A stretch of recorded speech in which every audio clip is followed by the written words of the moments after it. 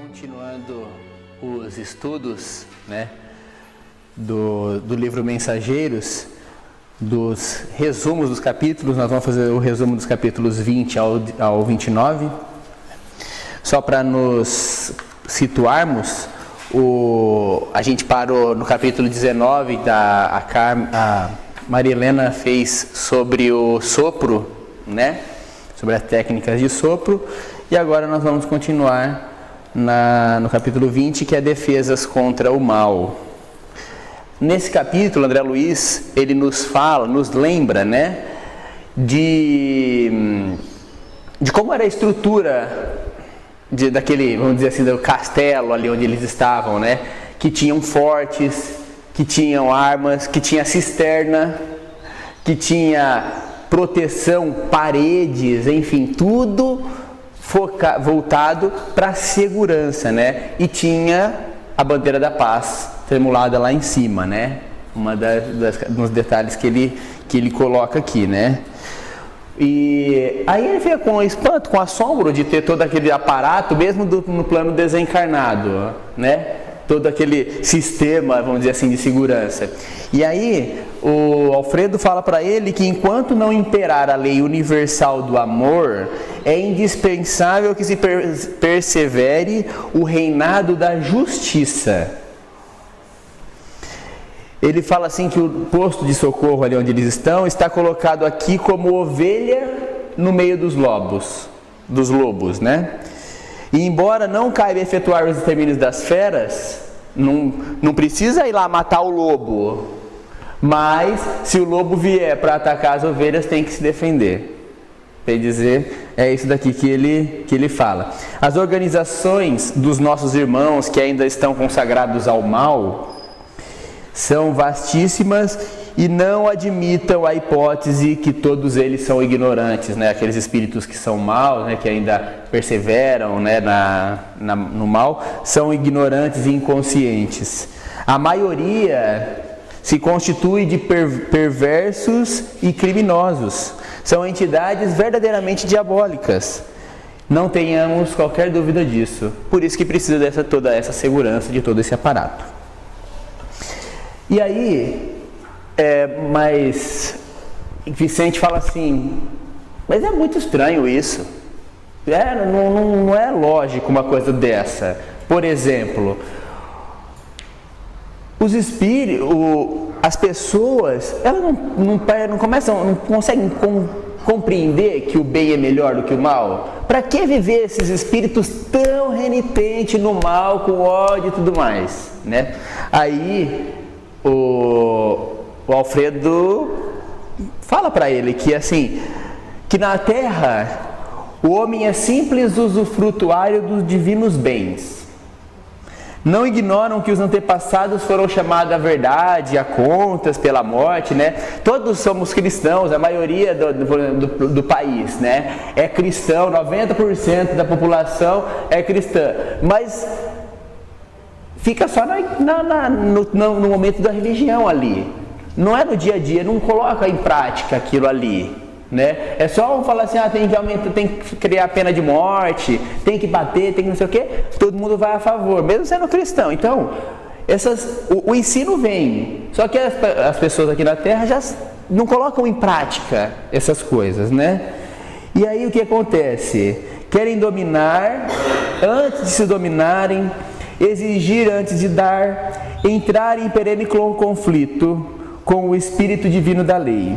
Estabelecido o duelo entre a fantasia deles e a verdade do Pai, resistem às corrigendas do Senhor e transformam-se em desventurados, em verdadeiros gênios da sombra, até que um dia se decidam a novos rumos. Isso daqui já é o espírito desencarnado, Quando na Terra recalcitram no mal, quando desencarnam, mantém do mesmo jeito, no mesmo sentido, da mesma forma ainda. Aqueles que querem ainda, naquele pensamento da matéria, do mal, do bem para ele mesmo,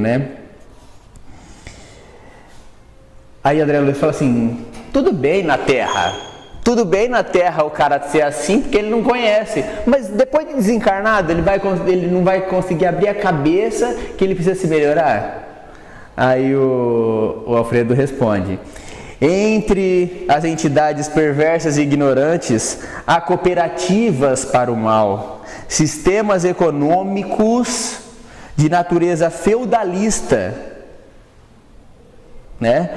Baixa exploração de certas forças da natureza, vaidades tirânicas, difusão de mentira, escravidão dos que enfraquecem pela invigilância, doloroso cativeiro dos espíritos falidos e imprevidentes, paixão talvez mais desordenada que as da terra, inquietações sentimentais, terríveis desequilíbrios da mente, angustiosos desvios do sentimento. Em todo lugar, ele resume, né? Em todo lugar, as quedas espirituais perante o Senhor são sempre as mesmas, embora variem de intensidade e coloração. Porque essas quedas estão dentro da gente mesmo, né? Nas imperfeições do próprio espírito, da sociedade em si, né? Não que aqui mostra, né, que não como as pessoas dizem que a carne é fraca. Não. O que é fraco é a nossa vontade de se melhorar, né? As criaturas que se agarram aqui às impressões físicas estão sempre criando densidade para seus veículos de manifestação. Da mesma forma que os espíritos dedicados à região superior estão sempre purificando e elevando seu espírito, né? Por quê? Através das atividades mentais, né? O espírito que está no mal, ele está constantemente ali atraindo aquelas forças negativas, né? Enquanto o espírito que já está evoluído, ele vai cada vez que tendenciando mais, né? Diminuindo as suas impressões físicas e elevando o seu grau de entendimento, né? Nessa esfera, o corpo denso modificado pode ressurgir todos os dias, pela matéria mental destinada à produção dele, enquanto para obter corpo físico, almas há que trabalham por vezes durante séculos. Aqui ele está falando sobre as balas, os projéteis, né, de energia que eram lançados nos espíritos, que davam sensação do espírito de morte, né? Aí o cara fala, mas como pode ser isso daí, né? Como pode dar essa sensação de morte? E é justamente por essas vibrações condensadas, né? Por essas formações mentais que os espíritos fazem em si mesmo, através dos seus pensamentos, fazem com que ele, arraizado na terra, bem dizer assim, entre aspas, na terra, porque já estão desencarnados, mas enraizados no seu sentimento, no seu interior, eles acabam por sentir esse corpo denso, né, modificado, ele sentir esse corpo mais agarrado mesmo, né, às sensações da matéria, né? E é isso daí. O capítulo 21, ele fala dos espíritos dementados, tá? É interessante notar que vai ser o 21 e o 23, vão ser, ou 24, sei lá, vão ser espíritos que vão conversar com o Alfredo. Nesse caso aqui, é os espíritos dementados, é os espíritos doentes que vai conversar com o Alfredo, né? Eles estão andando lá no posto lá de socorro, aí vê um grupo de pessoal levando sopa, água, medicamentos, enfim, num determinado lugar, num determinado pavilhão. Aí o que André Luiz viu lá? Vastos albergues, parecendo, e o pessoal, os rostos das pessoas lá, parecendo uma assembleia de louco em manicômios de amplas proporções, né? Grande número de espíritos enfermos, mais desequilibrados do que perversos.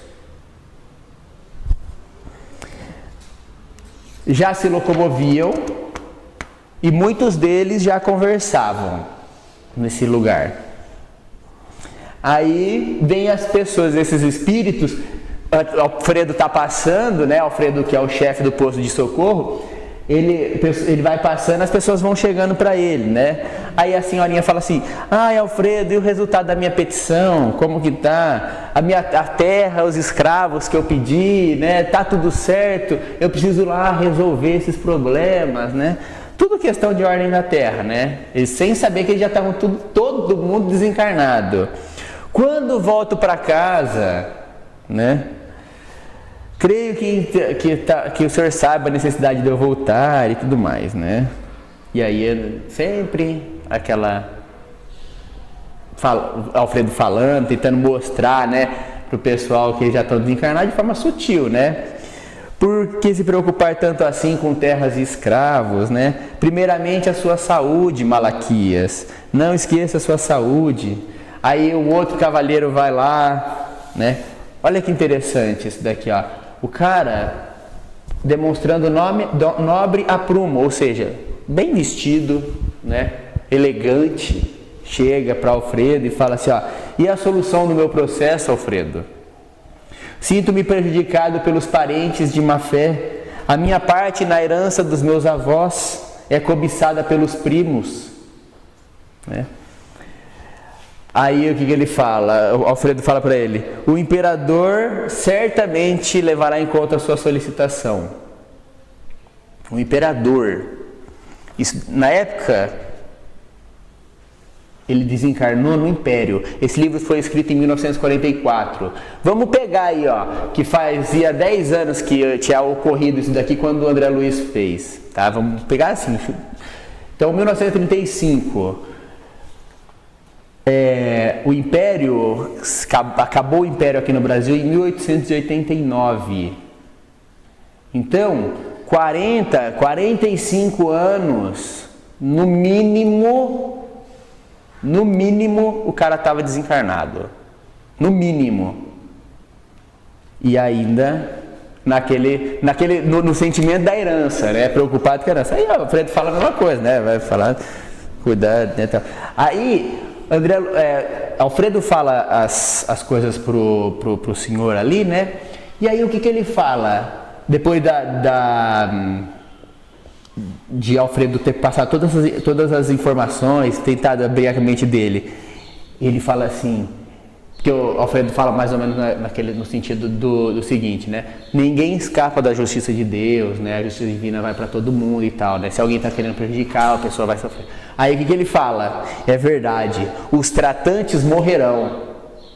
Ou seja, mesmo assim, ódio, né? Tinha ódio, né? Queria, pensando nisso daí, como a pessoa vai sofrer, vai pagar e tudo mais, né?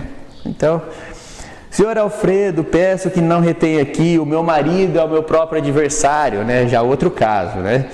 Prometeu seguir minhas filhas quando eu me ausentasse no lar, né? E vai, assim. Agora, aí, essa senhora que está nesse caso aqui, ela é interessante porque ela foi a única que saiu, e o André Luiz falou assim, ó: a infeliz, ao sair, não sorriu como os outros, fechando-se em fisionomia sombria, afastou-se pesadamente, com olhos de cólera, como se a mente estivesse cravada muito longe, incapaz de qualquer compreensão. Ou seja, espírito ainda, essa daqui mais do que os outros, ferrenhos mesmo no ódio ali, né? Nada ajudou, né? Nada amenizou. Aí Alfredo vira pro André Luiz, pro pessoal lá, fala assim, ó: no círculo carnal, esse pessoal, esses espíritos dementados, seriam absolutamente normais, perfeitos, entre aspas, né? Como nós, né? No entanto, aqui são verdadeiramente loucos. São desencarnados por muito tempo e se agarram a problema inferior. Desencarnou, não sabe que desencarnou e ainda fica preocupado com o dinheiro, com casa, com herança, com as filhas, com não sei o quê, né? Reclamam providências, sem falar do ensejo de iluminação que menosprezam. É claro que esses espíritos que estão lá dormindo, que não tem consciência, não, nada, nunca teve vontade de se melhorar, nunca buscou uma religião de querer mesmo colocar em prática os ensinos, né? Podia ir nas religiões, mas só ia para satisfazer, né? Não se melhorava interiormente, né? Acusam os outros sem relacionar os seus próprios erros. Se desequilibram mentalmente pelos excessos de centralização em propósitos inferiores. Não é crime interessar-se pelo bem da família, mas no fundo, o velhinho que reclama de terras e escravos nunca pensou senão em tirania do campo. Não é crime interessar-se pelas atividades rurais, pela herança e tudo mais, né? Mas o cavaleiro que aguarda a herança deseja, no fundo, lesar os primos. Porque Alfredo conseguia ver o desejo interior deles. O que eles falavam ali, tudo mais, externava, é a parte bonitinha do negócio. Mas o que eles estavam desejando no fundo mesmo, era outra coisa, né? A senhora, que se revelou tão interessada no ambiente doméstico, quando estava encarnada, queria envenenar o esposo. Já estava com as tramas já preparadas para fazer o envenenamento dele. Acordaram de longo sono de inconsciência, ou seja, eles estavam lá na câmara de retificação, que nós vamos, nas câmaras lá que nós vamos ver daqui a pouquinho. Eles estavam dormindo e acordaram, né? E julgam-se ainda encarnados, supondo igualmente que podem dissimular pretensões criminosas. Depois de desencarnado, não tem mais máscara, né? Não tem como me esconder mais, né? Foram recolhidos aqui, aí o Alfredo fala para eles, ó, esses espíritos que estão aqui desse jeito, vocês estão vendo que é o albergue de um bando de louco, foi recolhido aqui em estado muito pior. Já tiveram o pesado sono, que nós vamos ver agora no próximo capítulo, né, sobre esses que dormem. Tiveram pesado sono por muito tempo e vão readquirindo a memória gradativamente, até que possam ser encaminhados a institutos magnéticos no campo da paz, que nós vamos ver também mais para frente, a fim de receberem maiores auxílios e necessários esclarecimentos. Aí vai saber que desencarnou, vai saber que não importa mais essas preocupações, que ficou aí 40 anos preocupado com a herança, perdeu tempo, né? Enfim. No capítulo 22, que é o capítulo Os que Dormem, André Luiz chega num pavilhão de mais ou menos 3 quilômetros. Perdão, a área superior, mais de 3 quilômetros. O silêncio era absoluto, Alfredo era o único a falar, notando também tons discretos nas palavras. Alfredo pega uma pequenina máquina, uma luz, né? E ele diz que aquele é um aparelho de sinalização que serve para comunicar entre eles ali, né? Comunicação simples, né? Acende a luz, ele já sabe o que é, faz o movimento, ele já sabe o que é, vai começar um passe, vai alimentar os enfermos, vai fazer oração, enfim, é só isso daí, né? Nada muito mais sofisticado. Nesse pavilhão, recolhem-se irmãos ainda adormecidos. Temos aqui presentemente quase 2.000 espíritos que dormem. Ao primeiro sinal luminoso de Alfredo, acenderam as luzes, dominando, olha o André Luiz o que ele fala. Olha o que o André Luiz fala. Dominando a impressão de horror, vi extensas filas de leito no chão. Agora não dá para saber se é como cova ou se é acima do chão, numa cama no chão, assim, diretamente no solo, né? Rasinho, assim. Ocupado todo por pessoas mergulhadas em profundo sono. Muitos tinham um semblante horrendo. Eram muito poucos que traziam os olhos fechados. Quase todos estampavam nos olhos aparentemente vitrificados, a expressão de pavor e o doloroso desespero da morte. Cadavérica palidez cobria-lhes a face. A sensação era de horror, né? Aí André Luiz fica ali, né? Pergunta e tal, mas enfim. Vamos adiantando aqui a nossa conversa. Estamos aguardando o pessoal adestrado. Tenho aqui a colaboração de 80 auxiliares. Só podemos ajudar 400 pessoas por vez. Desses 2.400 recebe o tratamento. Recebe alimento e medicação mais denso uma vez por dia, todo mundo. Mas esses 400 recebem um tratamento especial. Profundamente tocado pelo que via, inclinei, porque André Luiz era médico, né? Inclinou para o chão lá para o pessoal, tentando examinar o estado fisiológico. Calor orgânico, calor da pele normal, pulsação, movimento respiratório, só que rigidez mesmo. Mas estava todo mundo morto. Aí respirava, tinha calor, tudo mais, igualzinho, né? Embora rigidez nos membros e imobilidade cataléptica. Aqui permanece com a bênção do abrigo alguns dos milhões dos nossos irmãos que ainda dormem. Ou seja, desencarnado tem milhões, né?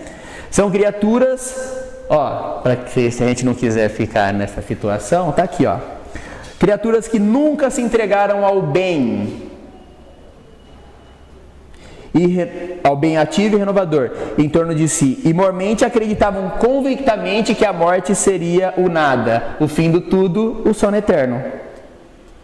O entorpecimento invade o espírito de vazio ideal criador.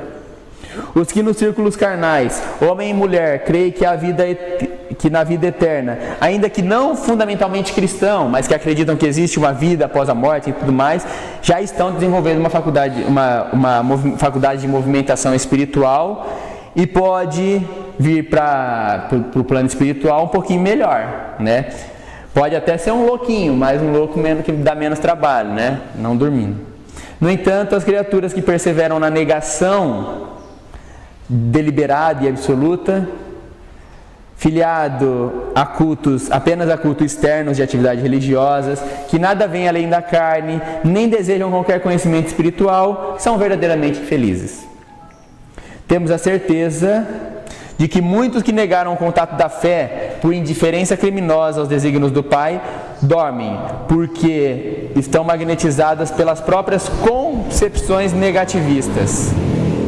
São paralíticos porque preferem a rigidez ao entendimento. Mas dia virá que vão acordar, né?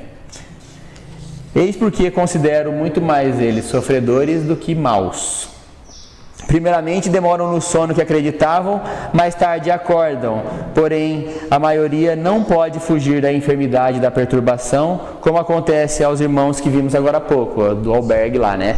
Aqueles lá são espíritos que acordaram, mas acordaram.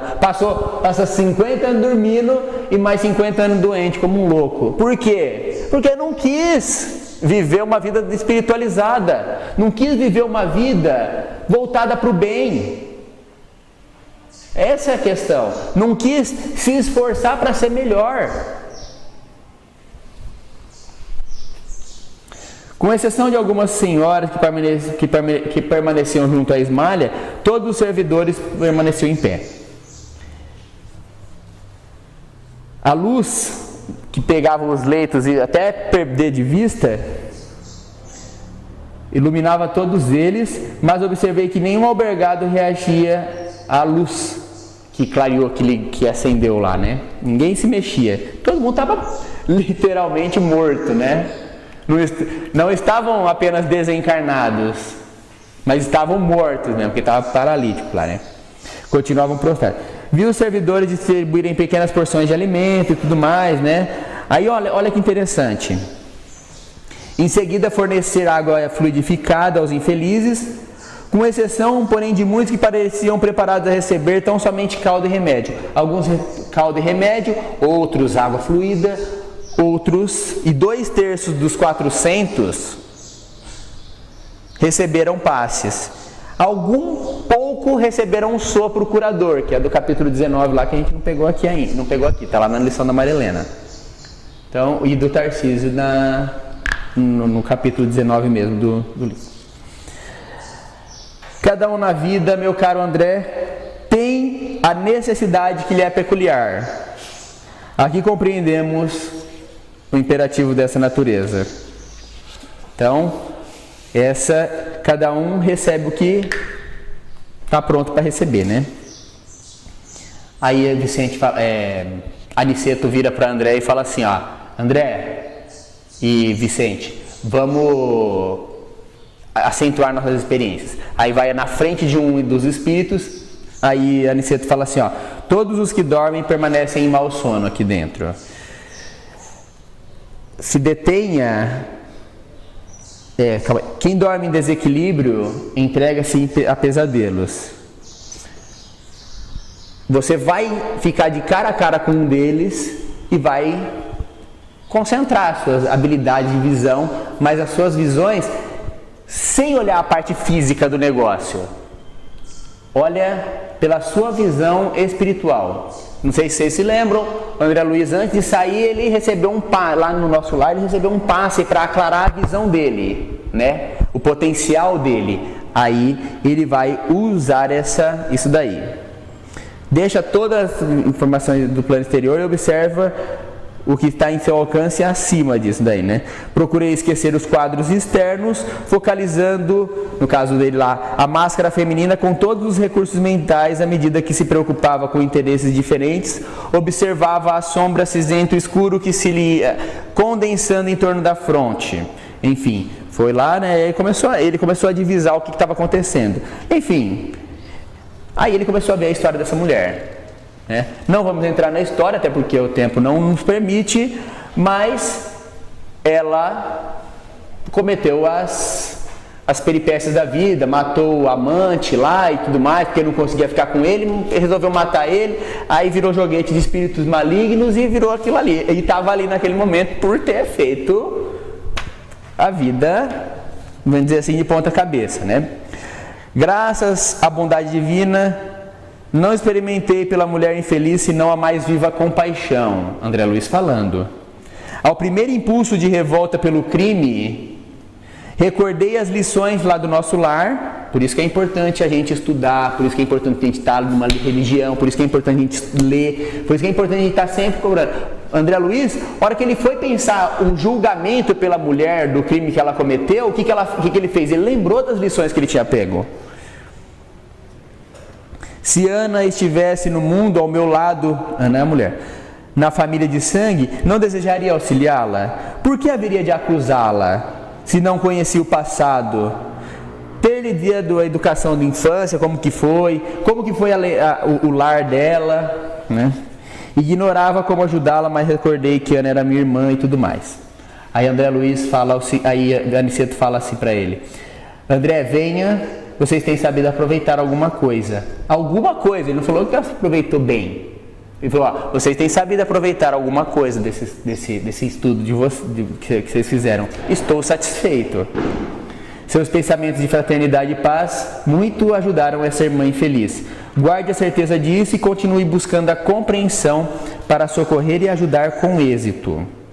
Conforme observaram de perto, sabem agora que cada um de nós, cada um dos que aqui dormem em sono atormentado, vivem estranhos pesadelos de que não podem isentar-se de um instante para outro. Ou seja, os pesadelos que eles mesmos criaram, né? Não precisamos comentar o episódio e tudo mais. Somente temos que saber. Somente precisamos saber que a dívida sempre anda com os devedores. Ninguém sofre sem merecer e ninguém que fez a coisa errada fica impune. Esse é o fato mais claro, né? Bom, continuemos. A prece desmalha. O administrador fez o outro sinal luminoso lá, com aquela maquininha lá, com a lanterninha, enfim. É o momento de oração. Alfredo, sem que eu pudesse conhecer, André Luiz muito sempre racional demais, né? Sem que eu pudesse conhecer, a hora que foi para fazer a oração, ele apagou a luz. muitos centros espíritas têm esse costume, né? André Luiz faz esse comentário, né? Ele apagou a luz, sem que eu soubesse o motivo. Não que não tenha motivo, mas André Luiz não quis entrar nesse mérito aí, né? Sem eu saber o motivo, fez isso. Nosso orientador, que aconselhou, enquanto Ismalha fosse fazer a prece, que a gente repetisse cada expressão, cada palavra, né? Cada pensamento da Ismalha em meu pensamento. Essa é a função da prece. Enquanto o outro está fazendo a prece, a gente pensa no que a pessoa está falando e a gente vai refletindo naquilo lá também para dar mais corpo à prece. Não vamos falar a prece aqui, até porque não é muito necessário, não temos tempo para isso, né? Mas muito linda a prece, claro, né? Observando por um momento, aí André Luiz deu uma abridinha no olho, né? Que a função dele era essa daqui, de trazer as informações pra gente, né? André Luiz olha. Reparei que a esposa de Alfredo, que é a Ismalha que estava fazendo a prece, se transfigurara, mudou a aparência. Luzes brancas, né, de diamante, irradiavam de todo o seu corpo, em especial do tórax, que parecia que lá dentro tinha uma lâmpada. Em vista de ligeira pausa que imprimia a oração, observei nós outros aqui, né? Você deu uma olhada em volta ali, né? O mesmo fenômeno se dava conosco, só que menos intensamente. As senhoras que acompanhavam Ismalha estava quase igual a ela. Depois vinha Aniceto, que era o mestre dele, de André Luiz, né? De um lilás surpreendente. Vinha Alfredo, de verde, com uma cor verde suave. Em seguida, e sugestivo, sem grande esplendor. Já falou, Alfredo já não era. Aniceto e o pessoal ali de Ismalha era coisa. Aí vinha Alfredo, que era mais ou menos, né? Depois vinham alguns servidores, daqueles 80 lá que estavam trabalhando ali na Câmara. Depois disso tudo vinha eu e Vicente, que tinha uma fraquinha luminosidade pequenininha, mas que já enchia-me de júbilo, porque a maioria dos outros cooperadores, a maioria dos outros apresentava corpo escuro, nem luz não tinha.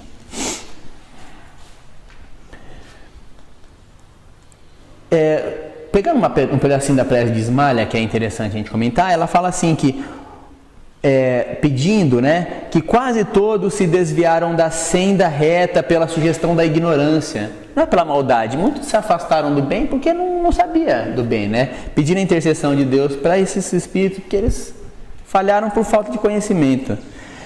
Igualmente, para nós, a verdadeira noção, porque nós, os espíritos, eles ali já tinham a noção da fraternidade universal. Ajudai-nos todos, a fim de que venhamos a perder todo o impulso de acusação das outras pessoas na esfera da vida, né? E concentremos em nós mesmos, né? Depois disso, André Luiz começa a olhar, flocos brancos caíam sobre todos nós que orávamos, exceto sobre os que dormiam. Depois, esses flocos que caíram sobre a cabeça deles, cada um irradiou. Esses flocos caíam para as pessoas e espalhavam para com aqueles que estavam ali dormindo, né? Bolhas luminosas de coloração da que nós estávamos revestidos, elevando-se no ar, atingiam a múmias numerosas. As luzes emitidas por Ismalha eram as mais brilhantes, intensas e rápidas e alcançavam mais enfermos de uma vez só. Em seguida, vinham as fornecidas dos seus círculos pessoais, né? Depois a de Aniceto, da mesma ordem, né? Alfredo, nós, enfim, né? Do mesmo jeito que foi agora há pouco. E aí, ele fala uma coisa interessante. Cada qual naquele instante de contato com o plano superior revelava o próprio valor de cooperação que podia dispensar. É igual aquela frase é igual aquela parábola de Jesus das sementes, né? Uns dão 100 por um, outros dão 30 outros dão 50 por um. Quem é melhor pode ajudar mais, né? Quem tem mais capacidade, quem busca se melhorar mais, esse pode ajudar mais, né? Na prece, Aniceto fala assim, na prece encontramos produção de elementos força. Eles chegam da providência em quantidade igual para todos que se deem ao trabalho divino da intercessão. Mas cada espírito tem uma capacidade diferente de receber. Essa capacidade é conquista individual. E como Deus socorre o homem pelo homem e atende a alma pela alma, cada um de nós somente poderá auxiliar e colaborar com a qualidade e quantidade de elevação que nós conquistamos durante as nossas vidas. E qual que é o efeito dessa oração? No capítulo 25 acontece isso daí, né? As luzes inundaram o recinto, os flocos radiosos partiam e multiplicavam para todo mundo. Eu estava boquiaberto. Não me fora permitido contemplar esses fenômenos dessa forma em nosso lar. As bolhas que caíam incessantemente, como se fossem dirigidas por uma vontade inteligente, concentravam-se quase todas sobre as frontes dos imóveis, daqueles que dormiam. Então pude observar o inaudito e inconcebível para mim. Todas aquelas múmias começaram a se mexer. Todas elas começavam a debater e tal, começavam a se mexer, movimentar, e de repente uma delas se levantou e saiu correndo. Duas delas se levantou e saiu correndo. André Luiz já teve no intuito de correr atrás para ir catar esses dois aí que saiu correndo, né? Aí o Alfredo falou assim: não se preocupa, eles seriam amargamente surpreendidos se fossem notificados agora. Acreditam sonhar e é melhor assim. Eles não vão fugir daqui, deixa. Daqui a pouco ele aparece em outro lugar, em outro... Eles estavam dentro da fortaleza ali, né? Daqui a pouco ele aparece num outro pavilhão ali, o pessoal vai saber conduzir ele lá no manicômio ali, ou vão tratar eles ali onde precisa, enfim. Então não precisa sair correndo, né? Mas o instinto nosso é de tentar resolver, né? O André Luiz veio preocupado lá, né? Ele tava meio que a ideia ainda do corpo, né? Conforme viram, o trabalho da prece é mais importante do que se pode imaginar no círculo dos encarnados. Não há prece sem resposta. A oração, filha do amor, não é apenas súplica. É comunhão entre Criador e criatura, constituindo assim o mais poderoso influxo magnético que conhecemos. Agora, o falar mal, o palavrão, as palavras bobas, né, as palavras fora que a gente faz, igualmente tem um enorme potencial de influenciação. Toda vez que o espírito se coloca na atitude mental ou do bem ou do mal, se coloca em correspondência com o além.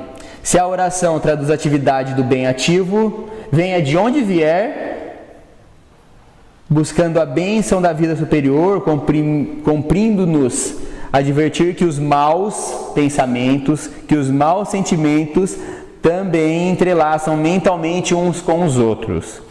Então é razoável, porém, destacar que toda a prece impessoal, dirigida à força suprema do bem, dela recebe resposta imediata sobre os que oram nessa tarefa benditas, das quais as mais altas, né, das elevações mais altas, recebem os elementos forças que vitalizam o nosso mundo interior. A prece eleva, ajuda e nos coloca em comunhão com o bem. E o mal, as palavras, os pensamentos ruins, também nos comungam com os espíritos que querem o mesmo objetivo. Basta a gente fazer a nossa escolha, né? Deus nos deu a força de auxiliar em porções iguais para todos. O Senhor, todavia, atende sempre a todos os homens de boa vontade por intermédio dos homens bons. que se edificam na casa divina. Todos os nossos desejos e impulsos são atendidos pelas bênçãos de Deus. Agora, André Luiz Aniceto resume dizendo o seguinte: já que você se encontra comigo num curso de serviço auxiliador, espero que aproveite essa noção que nós vamos te dar. Falando para André Luiz e Vicente, né? Aqui nós tínhamos quase 2.000 abrigados, 1.980 abrigados. Todos recebem diariamente alimento e medicação, mas só 400 são atendidos com alimento e medicação especializado, por se mostrarem mais suscetíveis a essa melhora. Desses 400, 2/3 recebem o passe. Muitos não podem receber, desses 2/3, muitos não podem receber água fluidificada. Poucos foram contemplados com um sopro curativo e somente 2 se levantou. Ou seja, o lavrador pode espalhar a semente à vontade e onde quer que esteja, mas precisa reconhecer que a germinação, o crescimento e o resultado pertencem a Deus. Ou seja, o trabalho do bem não pode ter pressa. A instrução, a transformação do outro não pode ter pavoro.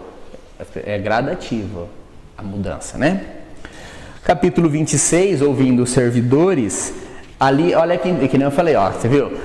Ali eram os espíritos dementados, vindo para Alfredo e falando, perguntando sobre herança, sobre a família, sobre as coisas. Agora aqui é os trabalhadores lá do posto de socorro. Eles chegam para Alfredo da mesma forma, só que menos sensatos, né? Mas com as mesmas dúvidas, assim, com as mesmas exigências, né? Eles querem visita à sua casa, atendimento, né, que eles possam chegar até a sua família, amparar a sua família, ir até a casa deles, enfim, né? E aí, eu não vou entrar no mérito inteiro, porque não tem nem tempo para isso, né? Mas Alfredo, ele fala assim, ó: nem sempre agimos no mundo com a necessária visão, mas aqui é possível sentir de mais perto os interesses imperecíveis daqueles que amamos. A saudade que fere, impedindo-nos de atender à vontade divina, não é louvável e nem útil. Já ele dando lição para o rapaz, para o Alonso, no caso, que era quem queria vir à Terra, né? É enfermidade de coração, precipitando-nos em abismos insondáveis de pensamento. Isso aí é falta de amor para com a família? Não. Por exemplo, se eu estou desencarnado, o máximo que se eu desencarnar amanhã ou hoje, o que eu posso fazer pela Manuela e pela Mari, né? Pelas minhas filhas, pela minha filha e pela minha esposa? Nada física, nada muito mais do que uma oração, uma intuição. O que eu preciso fazer? Eu preciso melhorar, eu preciso buscar o meu caminho da mesma forma como eles que vão ficar aqui na Terra. Se manter preso o meu pensamento comigo lá, depois que eu desencarnei, não resolve nada. Cada um tem que seguir o seu caminho.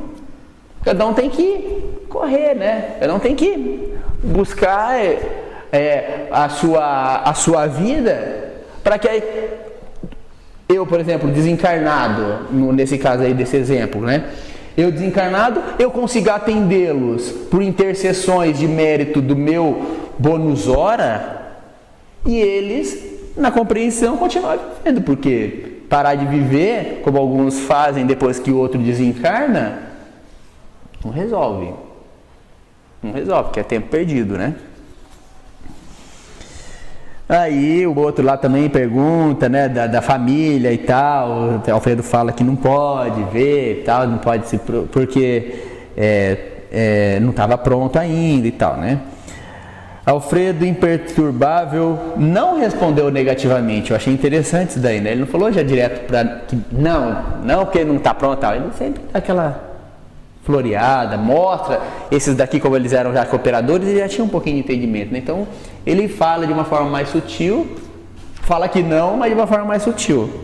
Aí ele fala uma coisa interessante aqui no finalzinho, ele fala assim que há tempo autorizei 2 colegas do nossa esfera a visita aos seus lares, mas foram tão violentamente surpreendidos pela situação que encontraram lá, que não voltaram mais, ficaram na casa, presos na casa.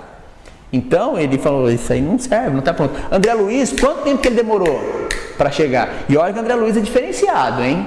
André Luiz, mesmo desencarnado, mesmo quando ele chegou lá, Clarencio falou, esse cara aí pode pôr, não precisa levar ele nas câmaras no Ministério da Regeneração, pode levar ele no auxílio, porque regeneração é aqueles recalcitrantes no mal, o do auxílio é aquelas pessoas que já buscam uma melhora, né? Ele já falou, não, esse daí pode levar no auxílio, que ele já é diferenciado, né? Ele é uma coisa, e mesmo assim, ele demorou 2 anos aí no nosso lar para poder fazer. Ele fala assim, ó, quando acontece esse caso, né, de visita ao lar e a pessoa não está preparada, o prejuízo de ambos os lados é muito grande. Ou seja, ao invés de ajudar, piora. No capítulo 27, que é o caluniador, ele fala sobre a visita, eles estão lá na conversa, Vicente fala, Aniceto fala, ó, Vicente e André, vem numa salinha aqui que eu quero mostrar alguma coisa para vocês. E o Alfredo estava lá conversando com os trabalhadores lá, né? Chegou numa pessoa que estava atrapalhada meio do juízo, né? A hora que ele entrou, o rapaz parecia profundamente irritado. Fixou a nós o olhar inexpressível e gritou. Deu um berro. Aí ele adiantou-se, falou assim, como vai, Paulo? André Luiz fala que quando Aniceto falou com ele, alguma coisa mudou no semblante dele. Tamanho influxo magnético do poder do Aniceto, a hora que ele falou, o cara já concentrou a razão novamente. Sentou-se mais calmo, embora trêmulo e espantadiço. Aniceto pergunta como que ele ia de novo. Aí Paulo disse, vou melhor, graças a Deus.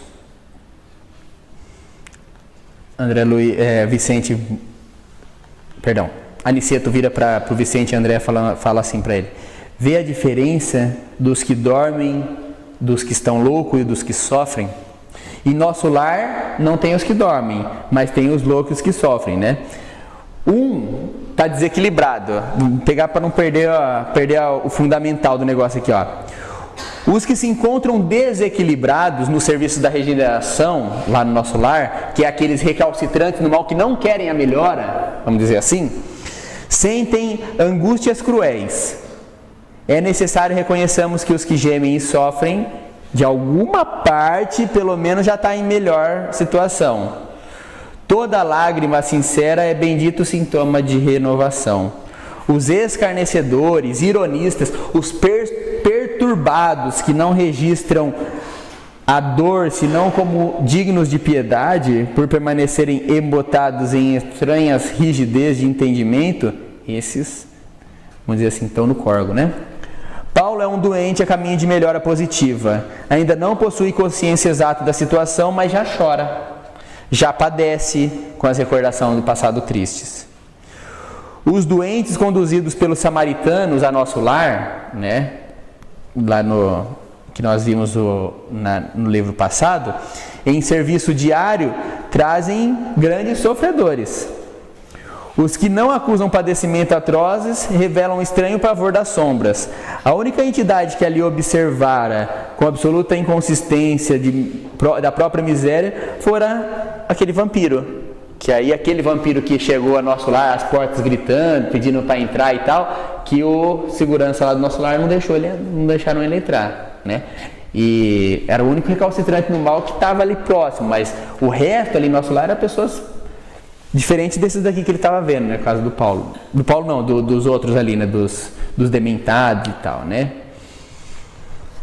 Resumidamente, Paulo foi quem fez com que Alfredo e a Ismália, durante a encarnação na Terra, tivessem a sua separação, né? Paulo arquitetou toda a trama lá para afastar Alfredo de Ismalha. Justamente por isso, Ismalha está lá acima da evoluída e Alfredo ainda está no posto de socorro ali trabalhando, está lá embaixo. Ismalha vem até ele, só que Ismalha não pode ficar com ele porque como ele acreditou nas mentiras do Paulo, na encarnação e tal, como castigo, entre aspas, né, para ele aprender a domar as suas tendências e tudo mais, ele não pode ficar com Ismalha, mesmo Ismalha podendo descer na sua evolução para ficar com ele ali, mas ele não fica, né? Enfim, maiores detalhes no capítulo lá, né? O criminoso nunca consegue fugir. Aí o Paulo fica louco, né? Porque ele, depois que ele de todo o mal que ele cometeu ali, né, toda aquela situação, o criminoso nunca consegue fugir da própria justiça universal, porque carrega o crime cometido em qualquer parte. Tanto nos círculos carnais como aqui na paisagem real do espírito, é a do campo interior que se vive. Viveremos sempre, de fato, com as criações mais íntimas da nossa alma. Como que nós estamos por dentro? Como que está dentro da gente? Estamos satisfeitos conosco mesmo? Estamos felizes como que a gente está agindo? É o que a gente espera para nós? Quando a gente desencarna, é nós, com nós mesmos. Aí, cabe a gente decidir, né? Entrar introspecção e ver o que a gente vai, como que estamos, né? Bom, vamos lá. Quando Alfredo decidiu ir atrás do Paulo e levou ele ao posto de socorro, esse espírito que tinha atrapalhado a existência dele, foi uma atitude tão nobre que esse serviço que ele fez com que ele se tornasse o chefe do posto de socorro, por ele ter esquecido dele mesmo e ido atrás daquele que atrapalhou a vida dele, entre aspas, né? Ele desejou, procurou, alimentou e agora permanece na realização desse feito, porque ele buscou tirar esse sentimento dele, né? Enfim, o mau sentimento, o ódio que tinha. Nos primeiros tempos, ele aproximava do enfermo como um necessitado de reconciliação, depois, como uma pessoa caridosa. Mais tarde, ele adquiriu o entendimento. E é assim com todos os nossos inimigos, entre as pessoas que a gente não gosta. A gente tem que chegar dessa forma, né? Primeiro com a reconciliação, depois com a pessoa que ajuda, depois com o entendimento, né, tudo mais, sentiu piedade, logo após a simpatia, e hoje ele tem um sentimento de irmão, fraternidade, de forma que ele nem Ismalha não querem que ele recobre a consciência lá dentro do posto de socorro. Tamanha evolução deles, porque se ele recobrar a consciência lá dentro do posto de socorro e ele vê que quem está ajudando ele é justamente os dois que ele mais prejudicou, ele vai se sentir muito mal. Então eles já estão arquitetando para ele reencarnar para não precisar passar por essa situação constrangedora. Para Paulo, essa é, enfim. No capítulo 28 é a visita do pessoal do Campo da Paz, que é uma cidadezinha lá perto, que vai até o posto de socorro ali, né? O Bacelar, ele trata diretamente com espíritos encarnados. E é interessante que ele conhece os humanos de uma forma diferente, altamente profunda, né? O Bacelar fala assim para Alfredo, na hora que ele pergunta, fala, como que você está? Fala, bem, sempre bem, sempre bem. Apenas não podemos, isso daqui é para nós também, tá? Apenas não podemos fixar demasiadamente a atenção nos companheiros encarnados, né? É indispensável aprender a servir e passar, né? E ir para frente, né? Porque senão, né? O progresso humano não é uma questão de dias. Não devemos ter ilusões sobre isso. E aí, ele, bem dizer assim, né, excomunga, né, a forma como a gente vive em sociedade quando encarnado, né? É lógico, excomungando é uma palavra, mas ele mostra como que a gente vive em sociedade, né? Ele fala assim, ó, que o ser humano ele detesta a dor que restabelece lembrando que isso aqui é um resumo, viu, gente? Tem muito mais que ele fala aqui, né? Mas ele fala assim, ó, detesta a dor que restabelece o equilíbrio. A gente prefere a medicação de sabor agradável. Até hoje em dia a gente brinca, né, que existe nem o mertiolate, né? Agora é o mertiolate que não arde, né? Nem isso daí não tem mais, né? Até vai facilitando tanta vida, né? A gente quer tanta tranquilidade que nem o mertiolate que ajudava a sarar, agora a gente não quer que dói mais, né? Somos forçados à preparação do campo mental convenientemente, a proceder à semeadura de pensamentos novos, velar pela germinação, ajudar os rebentos minúsculos a guardar a obra do tempo. Esse é o serviço dele, ali no campo da paz. Em geral, o médico do mundo presta o socorro a quem deseja recebê-lo. Nós, meus amigos, muitas vezes temos que prestar assistência aos que não desejam, por viverem sob o véu das profundas ignorâncias. Raramente encontramos companheiros encarnados com bastante disposição a servir, a amar o trabalho pelo trabalho, sem ideia de recompensa. A força de viciar em raciocínios confundem igualmente a visão. Enxergam tormentas onde há paisagens celestes, dificuldades onde há caminho de gloriosa elevação. E o desculpismo? Nesse terreno de assistência espiritual, verão um dia quantos pretextos são inventados pelas criaturas da terra para fugir do testemunho da verdade divina nas tarefas que lhes são próprias. Isso aqui não sei se serve para vocês, mas serve para mim bastante, né? Os mordomos enfim, aí ele vai, né?